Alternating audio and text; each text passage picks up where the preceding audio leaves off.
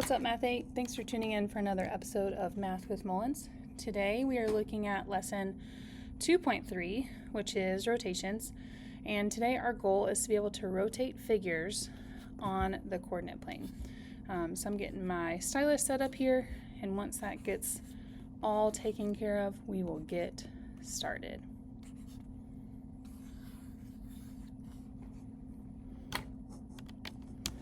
Just having to plug it in a few times.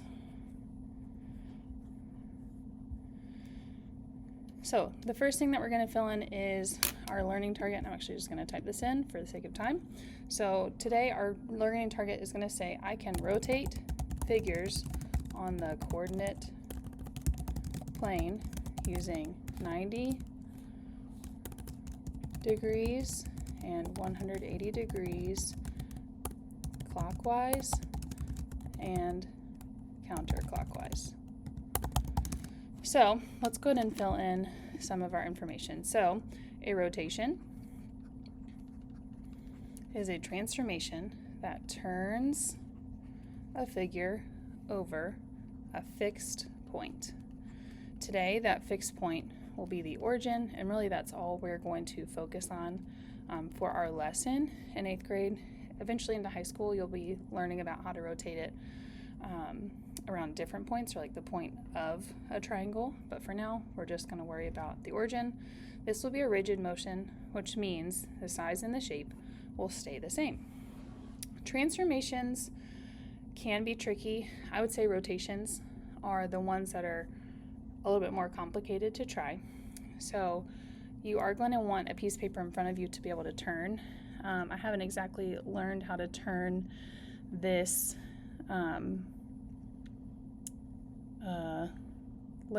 my screen yet, but for the sake of that, it would be helpful for you to be able to turn your paper. So the vertices for this triangle ABC are 2, 1, 3, 5, and 5, 3.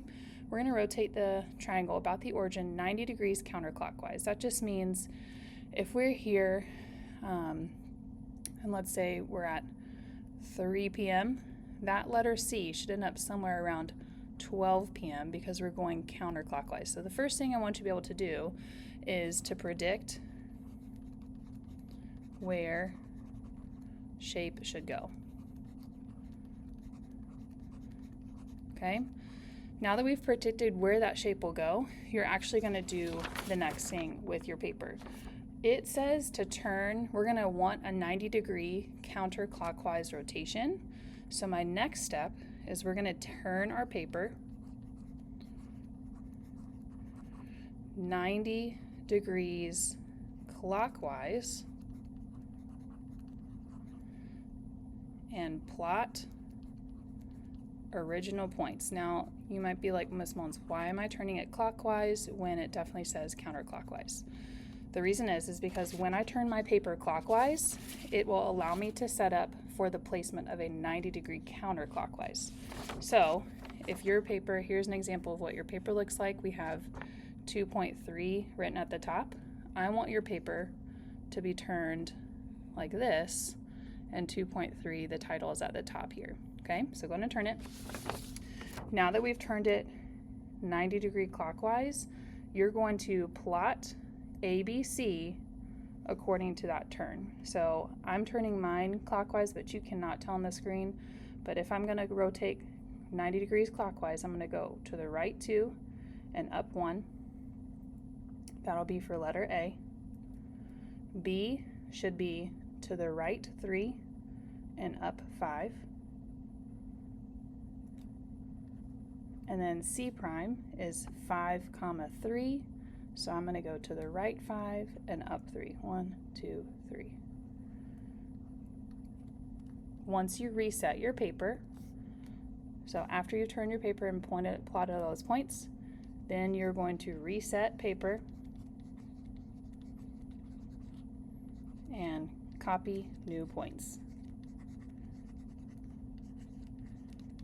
Okay, this is just one method that you can try. So my new points are here. And again, we're ending up where I wanted it to be, where we have rotated 90 degrees counterclockwise. So A prime should be at -1, 2. B prime is at -5, 3. And C prime is -3, 5. Maybe pay attention to what has happened when we do a 90-degree counterclockwise rotation. We took our x and our y coordinates, we switched them around, so y becomes x and x becomes y, and then our y value ends up going to be their negative. Okay, so if in doubt, if all this fails and you can't remember how to turn your paper, you can look at this, try to remember this rule. Another way I'm going to show you is with example 2. So this time we want 180 degrees counterclockwise. 180 degrees counterclockwise and clockwise are the same thing. So we're just going to predict 180 degrees counterclockwise is going to end up somewhere down here. Okay, 180 degrees is like turning around halfway. One thing we can do, so this is different than first example, is turn your paper the desired direction and degrees. Okay, so that means here's your 2.3 paper again. 2.3 is at the top. 180 degrees counterclockwise means the 2.3 is going to be at the bottom. Okay, when you do that, you should notice that your triangle, for example 2, is now appearing to be in the bottom left-hand corner. Those are where your new points need to go. So A is appearing, I go to the left 2 and down 1. So left 2, down 1. B is left 3, so that's -2, down 5, so that's -5. And then C is left 5, so that's -5, and -3. Okay, so we turned the paper in the desired direction and degrees. Then what we just did here is we wrote down new points. And now what we're going to do is reset paper and plot new points. So this might actually end up feeling easier for some of you, so let's try it this way now. So resetting your paper, meaning I'm back to where 2.3 is listed at the top, and let's plot our points. -2, -1 for A prime, B prime, -3, -5, and C prime, -5, -3. So again, my prediction of where my triangle ended up is true, but I do want you to understand and notice something that happened. 180 degree rotation, whether that is clockwise and counterclockwise, will take all of my x and y coordinates and just switch them to their opposites. Okay? So if in doubt and you can't remember how to turn your paper, maybe you try to memorize the rule where we're switching to our opposites. So 2, 1 became -2, -1. 3, 5 became -3, -5, and 5, 3 became -5, -3. So when we get to this question on the back of our page, again, this will be at the top of our page 2. How does the rotation of a triangle compare to translations and reflections? A rotation, sorry for the interruption. Students, if you ordered an item off of the Titanware store for early check-in, you may stop by the front office and pick it up. Titanware store orders are available in the front office.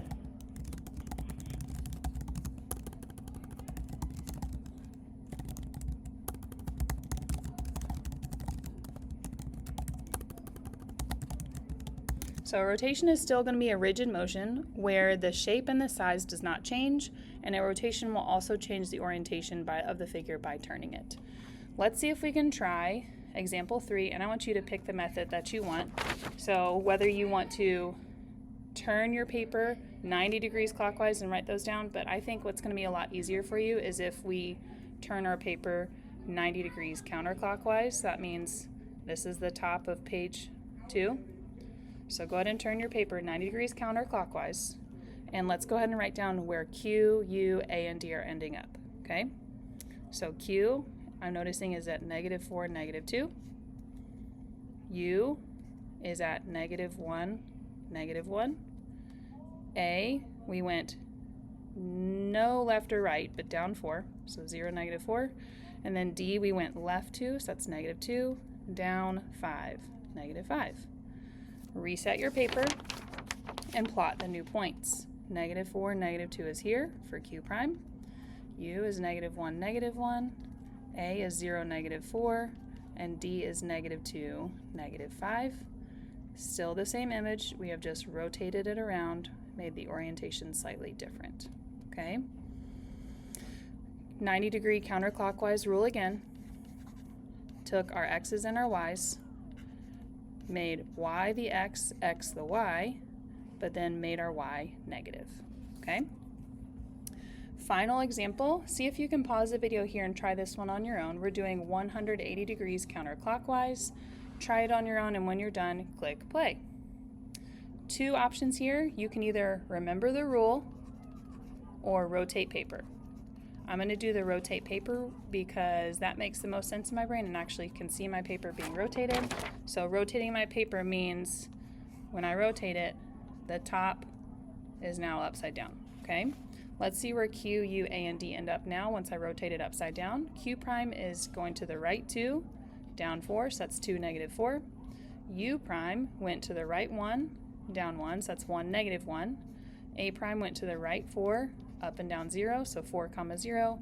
And D prime went to the right 5 and down 2, so 5, -2. Now we reset our paper and plot those new points. 2, -4 ends up being here for Q prime. U is end up being here, 1, -1. A is 4, 0. D is 5, -2. Once again, my figure has been rotated 180 degrees, which means halfway around the coordinate plane. I hope this video helped you understand how to go about rotations. I'm sorry I didn't have a picture of rotations. Maybe I'll try to do a different video of me actually rotating a paper and link it below. Otherwise, thanks so much for tuning in, and we hope you have a great day. Take care. Bye.